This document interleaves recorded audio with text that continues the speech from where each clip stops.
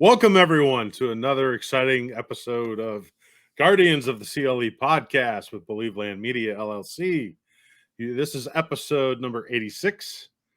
I'm your host, James Ellifritz, and with us this week is returning champion, Derek Dimmitt. Derek, how's it going? Oh, it's going pretty good. Before we get too far into it, just want to take a moment to let everyone know. Please keep Mel in your thoughts and prayers this weekend. Yes. There had a personal thing come about. So hopefully she's feeling up to it next week, and she'll be joining Jamie. But in her absence, I'm more than happy to step in so Jamie isn't stuck sitting here talking to himself. Yeah, that happens sometimes. But yeah, Mel, we've been thinking about you, especially even last night. But yeah, we'll be happy to have you back next week and get this started again. I know things are going slightly challenging for you at this time, but you just keep weathering that storm. You're going to get through it. Family's going to get through it, and that's enough. Don't really want to get into detail on that. If you Right. want to reach out to Mel on Twitter, feel free to do so. But yes, under some love and appreciation, and just keep her in your thoughts. So, what do you want to talk about from last night, Derek? Why don't we start with, last time we were on, you were in the park, you were warming up, you were doing some practice pitches. So Yes. let's let the viewers and listeners know how that experience went. Yeah, so we were last week when we did the record, recapping the first half, talking about predictions for the second half of the season for the Guardians. It was fun to get outside, get out at my local park, do some live video from there. And yeah, we had a great time. Hopefully, the Guardians have as great of a second half of the season as we did during that record, but also last night when we were all at the Canal Park for the Akron Rubber Ducks game versus the Richmond Flying Squirrels. Kevin Sleds and Kevin filled in for Mel last night to throw out one of the first pitches at the game. And we really enjoyed it. But we wanted to really also thank Marco Lanave, who we got to meet pregame. That is the Akron Rubber Ducks play-by-play guy extraordinaire among many other responsibilities that he does for the team. So thank you, Marco, for that opportunity to be able to participate in the pregame first pitch. I know Kevin and I really had a memorable moment out there. So, and Derek was down the field with us trying to get some video. Yep. I had a little bit of audio, had us mic'd up. Not a lot going on, not a lot to talk Uh, about. Got to have to concentrate. And it actually, what's something to think about is I was talking to Kevin was we were out there, we're thinking about just throwing one pitch and not, spike it in the dirt or over the catcher's head. But you think about how many rookies we've had between Bybee and Logan and Gavin Williams coming up this year. These guys are pitching full games in major league stadiums, and we're just trying to throw a strike on one pitch, yeah. at a double A park. So, Yes. but yeah, Definitely. it was a Definitely. great experience. But one of the best experience though is, and I'm a people person, love being around people, especially all the people that I finally got to meet. Derek last night, we've been texting and doing recordings, but it's great to see him and his son and his brother out there. But then Kevin and his family, Yo Paulie was there, Cameron was there with his buddy. So it was a nice little Believe Land Media get together. We hadn't got to do one of those before, or at least with this recent group. So it was nice to, introduce my family to some of our Believe Man Media team. So, but thanks for everybody for coming out. Yeah, it definitely was a great night. The weather was perfect. And if you want to see the video of Kevin and James throwing out their first pitches, you can check out all of Believe Land Media's socials, and we have that posted there. Um, but the Rubber Ducks did win 2-1.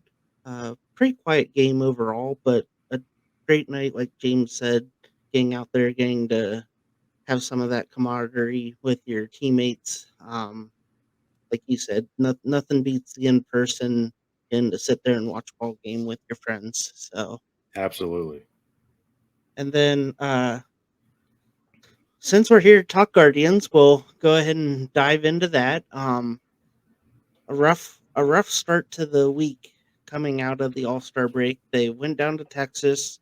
Texas, of course, leading the AL West, and it kind of showed that gap between playoff contenders and where the Guardians currently stand. Who are some players, or what stood out to you starting with that Texas series, James? I would say the only the only thing that was positive was Josh and Bo Naylor hitting home runs in the same inning. That was the most memorable part. Everything else is pretty forgettable and somewhat disappointing because you come out of the break, you want to start out hot. Of course, you're playing against one of the best teams in the American League this season, but we just didn't. We fought. I'll give us credit for that. We did fight, but to lose all three games, that's a tough smack in the face to start second half of the season. Yeah, that the first game they lost 12-4, but like you said, Saturday and Sunday they did battle. Saturday was a 2-0 loss, and then Sunday they fell 6-5. But they did battle. Like you said, the Naylor brothers, first time in Cleveland baseball history, both both brothers going yard in the same inning. Those I think took the rest of the weekend to land, and but and I know you and I kind of talked through text message But you about know it. what, Derek? Didn't Oh, go ahead. Yeah.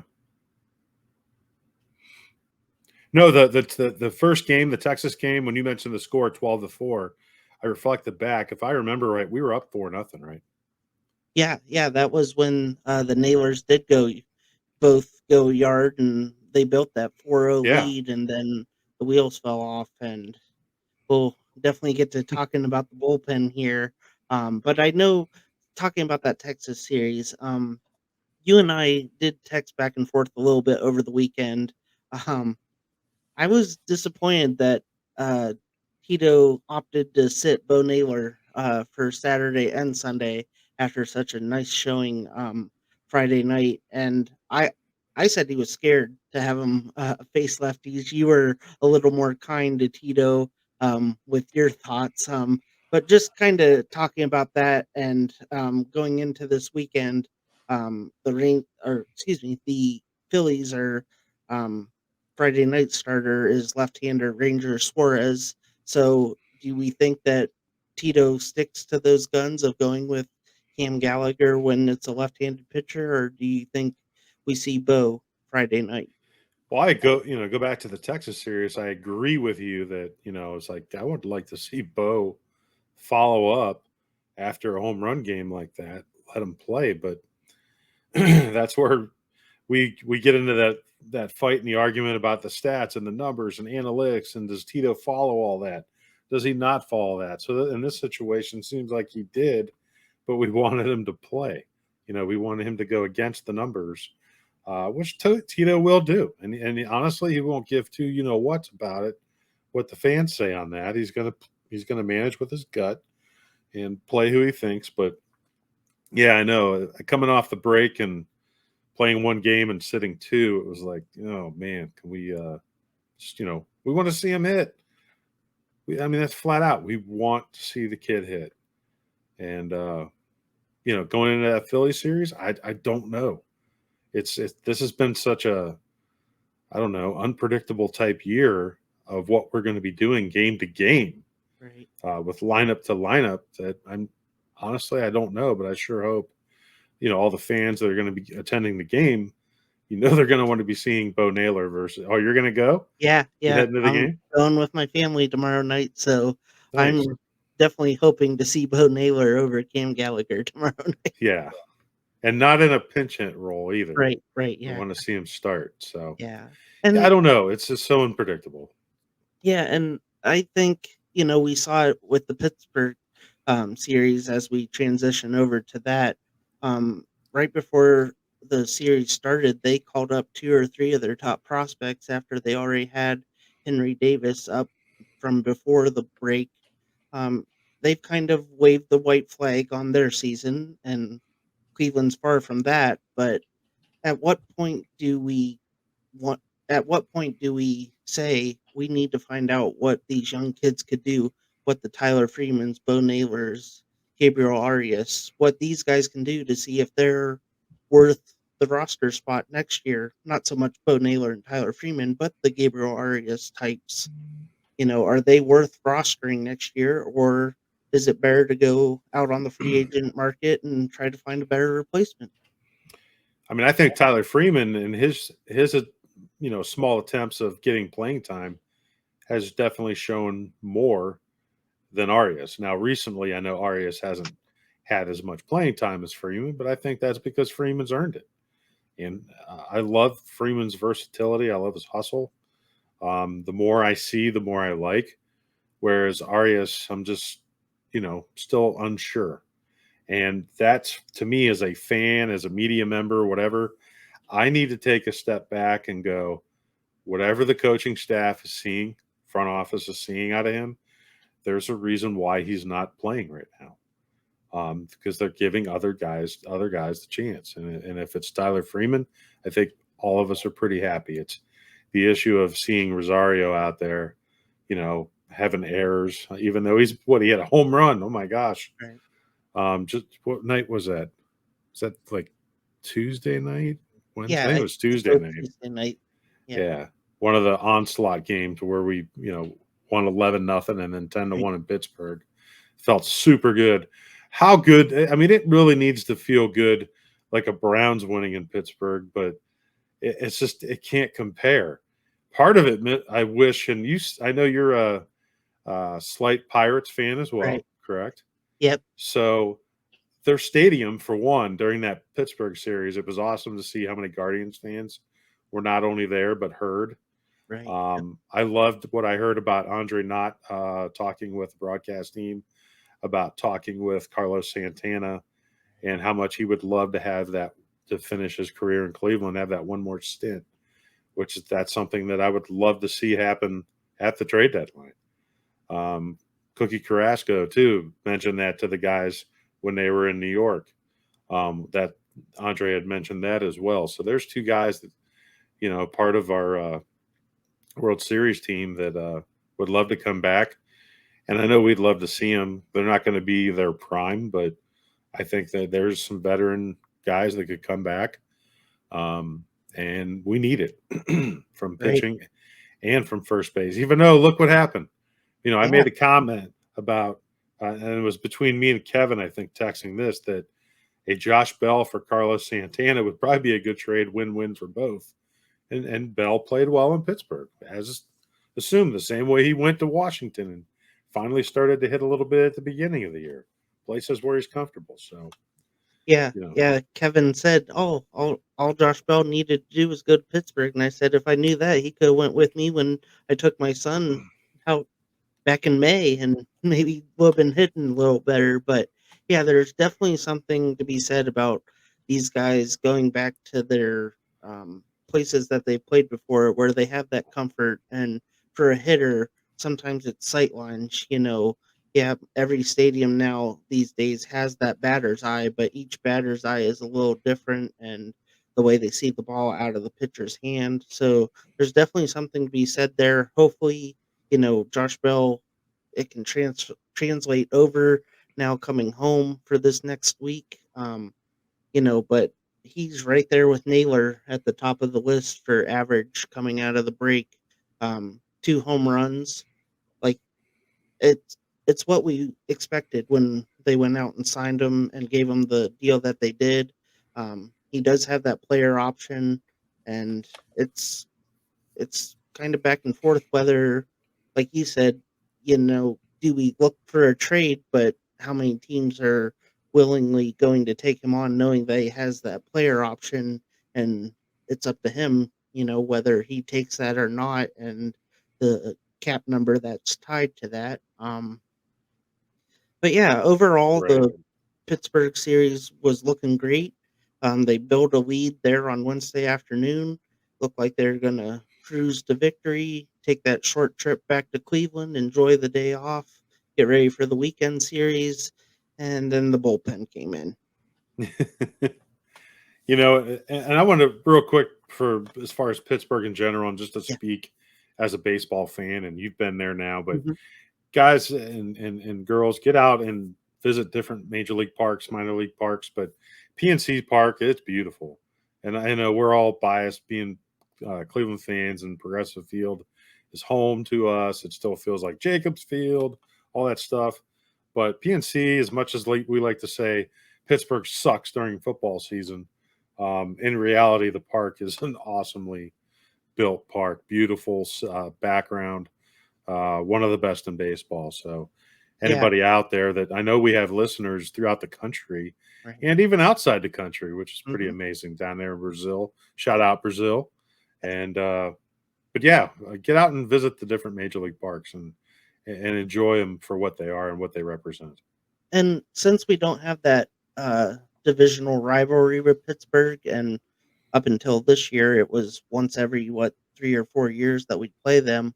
There isn't that natural rivalry that there is with football. So the fans, you know, you kind of realize how much Pittsburgh and Cleveland are alike, and that Yeah. goes for all of Northeast Ohio, really, because Youngstown right in smack dab in the middle of both of them. So, but I mean, like you said, people see Pittsburgh, people see Cleveland, and your emotions are tied to the football teams. But on the baseball side, and it helps when, they have guys like Carlos Santana and even Austin Hedges. He wasn't the best offensive catcher, but he held his own behind the plate, became sort of a fan favorite in some circles. But that is interesting to see and hear, like you said, what Andre Knott had to say with regards to Carlos Mhm. Santana, especially with him seeing firsthand Andrew McCutcheon coming back to Pittsburgh after bouncing around a few teams in the NL, kind of on that tail end of his career, wants to end it where it started, and seeing how the fans react to that. And Mhm. like you said, both Cookie and Carlos would be welcomed back to Cleveland with open arms by the Yeah. fans. Yeah. And I do have a real quick story to share of going to see the Indians back in I think it was about 2003 down in Pittsburgh. Um, my wife and I were just recently married, went down. It was a team that had, I believe, Johnny Peralta and then Danny Baez. The reason why I remember Baez is because he came in the ninth inning to save the game. Well, what we did, my wife and I, we made a day trip of it, went around Pittsburgh, went up the incline, looked out over the city, looked at the rivers, and then we took we had parked in a parking deck, Hmm. but then we just left the car there all day, roamed around the city, but then we took one of those little clipper boats right Yeah. across the river over and got into the stadium. Well, I'm a guy that likes to stay for the entire game. So Baez comes in to finish the save, get the win. We didn't have a hotel or nothing. We're like, all right, let's just watch the game and drive home that night. Baez blew the save. So it goes to extra innings. And that is where I learned, Derek, that not only is there a seventh inning stretch in a game, there is a 14th inning stretch at a Major League Baseball game. Yes, I was that dedicated to stay for that long. And I think it went like 16 or 17 innings. And I don't even. I'm pretty sure we lost. That's how late it was. I can't remember who the hell won the game. All I do remember is I was said, "Nope, we're not getting a hotel. I'm going to drive home." So, long story short, I got home like 3:30 in the morning after basically watching a doubleheader plus some. But it was a great experience. It's a memory I'll never forget. Right. But yeah, it was that I don't know. What about you? Are you a guy that goes to the games and needs to stay the entire game? As you saw me leave at the seventh inning Yeah. stretch I was say, wait, you left. last night at the Rubber Duck game. Um, it depends on how the game's going, honestly. Um, I'm realistic to know that if the Guardians or whomever is losing 8-1 in the eighth inning, the chances of a comeback are pretty slim. So I Right. haven't been burned yet by leaving early in those instances, but I do like to stay for the whole game. I like to get there early also. I'm one of those people that like to get to their seat, watch the grounds crew Yeah. do their thing before the game, hear the announcements You of the got to see him lineup. dance last night. Oh yeah, yeah. I think next time Cleveland goes, not only are we having Paulie and Justin do the sumo wrestling at the towards the end of the game. You missed that, by the way. They have Oh, these two guys come out in sumo suits yeah, and wrestle each other or sumo wrestle each yeah. other right by the dugout and stuff. Oh, we got a guest spot right here. You want to say hi? Hi. How's it going? You remember seeing him yesterday? Yeah. All right. Almost done. Almost done. All right. Sorry about that. Who was your guest, Derek? Oh, that was my son Tucker, who Yeah, is growing like a weed, and also the love of the game is growing in him also. So that's great to see. yeah, Just yelling at the opposing team or at the umpire, as you saw last night. right. But yeah. All right, let's get back on track here a little bit, and let's take a look at that bullpen. It's not looking good coming out of the break. I think we jinxed them by talking them up there before the All Star break and them ranking first or second in so many categories. Coming out of the break, um, not looking too good. Trevor Stephan can't seem to find the strike zone, and when he does, they're smacking it all over the field. Yesterday, it was Sam Hinches that you know kind of was the target for Pittsburgh. Any thoughts on what we've seen the first week? Gosh, all I can do is go back and remember what I said during the off season and leading into this season's predictions that bullpens can have up and down years. Reality, as a team, we look pretty good, but we're having guys that are just not having their best year that had excellent years last year. Trevor Stephan was a great eighth inning pitcher last year. Henches too, but this is one of those adjustment years where they're maybe coming back to earth a little bit, and we're going to have to fight through it. I don't, did you hear anything about either guy being injured or anything like that? No. So we know Tito and what he does. He's going to allow the guys a pretty long leash because he's loyal to his players to try to fight through it. If it's something that he believes that they just need the same way a hitter's struggling, that these guys need to be in that role, be in that spot, and fight through it. And the team's going to back them through their struggles, that's how it's going to be. Did James Karinchak have that long of a leash as the other guys have had? No, because I think some of his stuff was, mental as well. And it seems like he's making those adjustments down to AAA right now. So I know you wanted to ask and talk about him a little bit too, right? Yeah, I did take a look just to see not so much just James Karinchak, but just in general, who's on the farm that the Guardians can reach out to and try to bring up to try to help this bullpen, especially when you know that Logan Allen, Tanner Bybee, and Gavin Williams are all kind of on a pitch count each time they go out there. Even though Logan Allen was throwing a one hitter through 5 innings, he got up to the mid 70s in pitches, and I think anyone that's been following knew that it was going to be a bullpen night the rest of the way, despite him looking so great. It wasn't an instance of him being pulled because he wasn't throwing strikes or anything like that. It was just they know that they only want him to throw this many pitches or this many innings this season, and to do that and get him to September, it's going to be a lot of these outings, and thus that falls more on the bullpen. So if the bullpen isn't being reliable as they were last year, they're gonna have to find someone that they're willing to. throw out there night in and night out when the rookies are starting to get them through the end of the game Right. and hopefully pull out some wins, or we might be finishing up the season into September. Right. And we got to give Xavier Curry credit where credit's due, and the multi innings situations where his appearances, he's been doing very well. I know Mel really likes him, and we really need to give him a lot of respect for what he's doing too.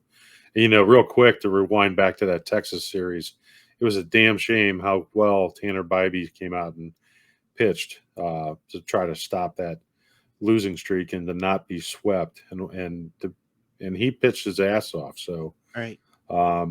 To not get that W, that was a tough one there. So he came out, pitched like the bulldog that his dad is a huge Oral Hershiser Dodger fan, and there's a lot to be liked about what his mindset is on the mound in relations to Oral Hershiser, who had very successful years here in Cleveland, helping us get to multiple World Series as well. So nothing but praise and nothing but excitement for Tanner Bybee's future. Yes, exactly. And we'll see him on Saturday night this weekend against Philadelphia as he goes up against Zach Wheeler. So that will be a difficult matchup. But Saturday is a sellout, so it'll be great to see Progressive Field filled as it should be. Hopefully the weather's great. And then tomorrow night it's Ranger Suarez against Gavin Williams. So a good pitching matchup there.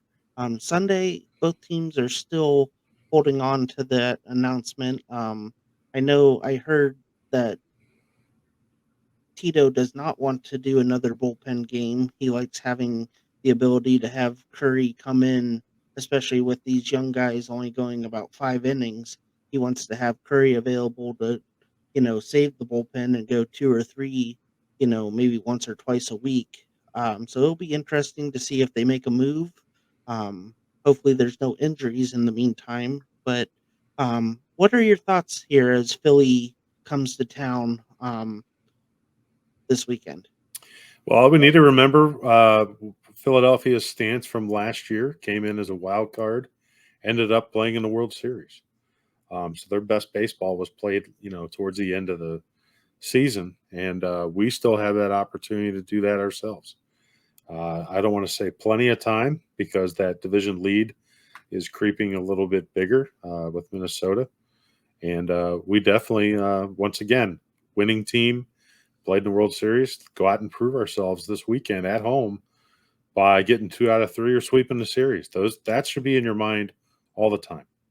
And I know a lot of coaches or players will say, "Hey, we're game to game," and you try to keep your focus there. But as fans, looking at the big picture, we sure could use a sweep or at least 2 out of 3 against a good Philadelphia Phillies team. Yeah, yeah, definitely. Like you said, it's something that you and I have talked about each time I've been on. As we look to the week ahead, what are we hoping to see? And we've said, you know, being at the top of the division or go on a winning streak, but at the very least, take those 2 out of 3, and then we have the Royals come to town following that series. So build that momentum this weekend with Philly. Take those 2 out of 3, and then hopefully sweep the Royals. And then maybe next week when you and Mel are sitting here discussing the weekend coming up, you're looking at a first place Guardians team. Yeah, I hope so. And it's as the trade deadline approaches, it's going to be super interesting what we do. I think if we fall anywhere near that 5-game mark where we're behind Minnesota, anything 5 plus, maybe at that point we become slight sellers. But honestly, I don't see, because the franchise is thinking, regardless of how this season ends, we're still always going to be prepping for the next season. Oh, This is definitely. And We were hoping in the off season, this is one of those, all right, we got so close last year that we're finally going to go for it. and have that big trade this year. And, the way we've performed this year, I've definitely backed way off that as far as seeing any kind of huge trade that's going to help us swing and take that division lead, or even look like somebody that's a favorite in any series in the playoffs, because that's not going to happen. We're going to be an underdog. If we get that AL Central Championship, we're going to be an underdog regardless of who we play.